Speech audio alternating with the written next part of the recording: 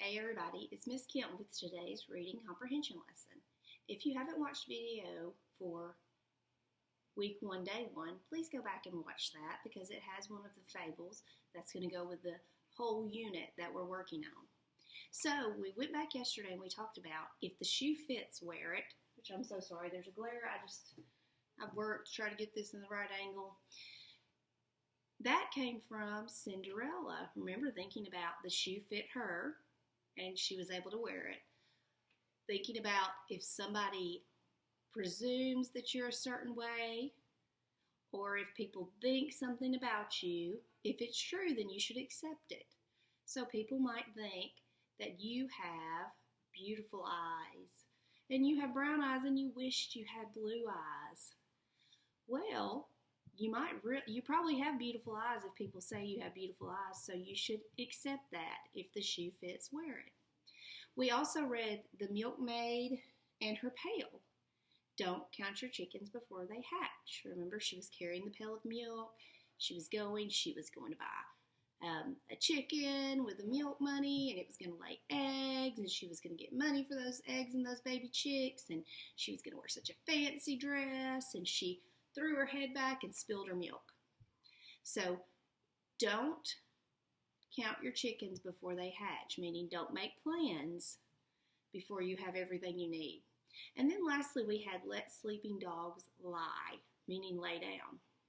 And I talked about how if you have a dog and you wake them up, they're very startled. Dogs are unpredictable. You don't know if they're going to wake up and want to bite you or if they're going to wake up and be happy. You don't know.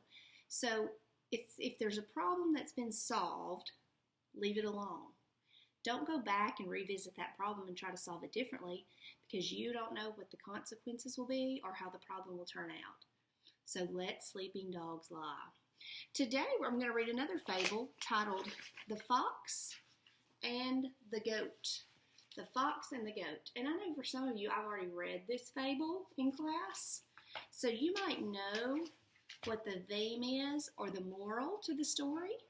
Remember, a moral to a story is a lesson to be learned. So let's listen to The Fox and the Goat. Once upon a time, oh, that sounds like it's starting out like a fairy tale, doesn't it?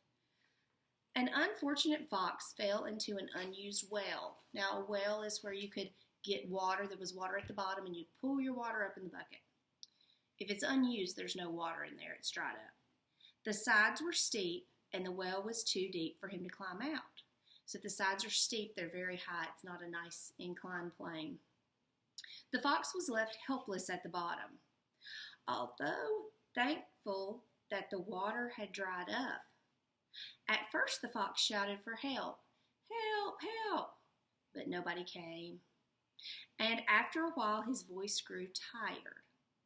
So he sat patiently waiting for help to arrive, talking to himself from time to time. He must have been very bored if he was talking to himself.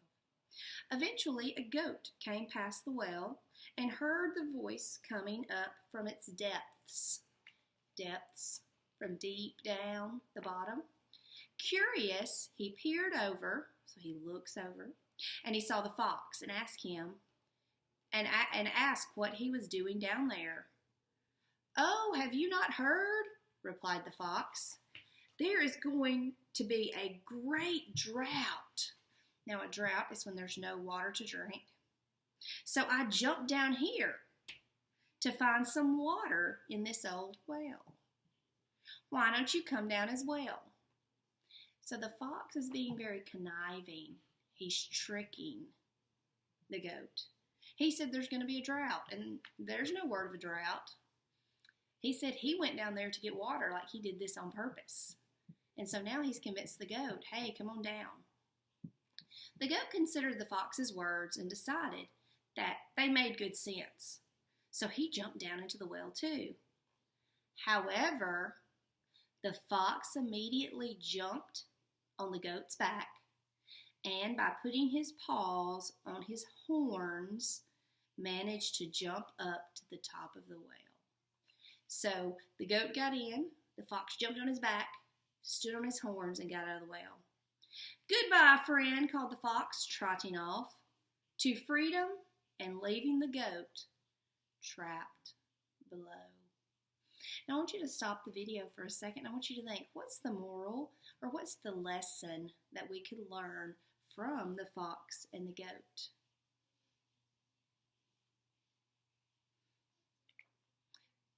Some of you might have said that the lesson was don't listen to other people, okay? Don't get tricked. But really the lesson is never trust the advice of a person in difficulties.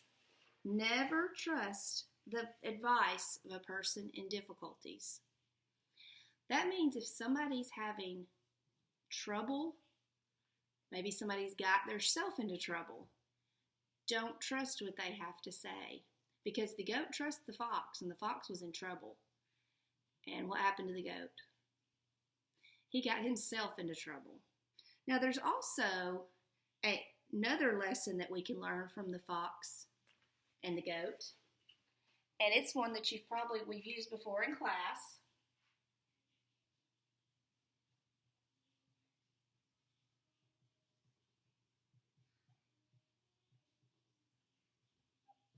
And that is look before you leap. Now, I cannot remember when we used this in class. I know that we talked about it, but I can't remember when we used it. If you can remember, maybe you can send me a message on YouTube and I'll try to figure out how to read it. But when did we use look before you leap? I know we did in class. But we talked about it, and it meant before you do something, you need to check it out. So if the goat had looked down into the well, he would have noticed that there was no water. And then he would have known that fox is lying to me. So we need to learn a lesson from this fable of, 1, don't trust other people when they're already in trouble. When they're in difficulties, they're not going to give you good advice. And 2, look before you leap. Check everything out before you make a decision, okay? Those are the 4 things that we need to know so far for the story that we're building up to. Tomorrow I will be reading another fable, on day 3, and it's titled The Cock and the Jewel. Now this is a new one. I've never read it in class, and we will read it tomorrow, okay? But I'm going to end with this, and we'll talk about it tomorrow too.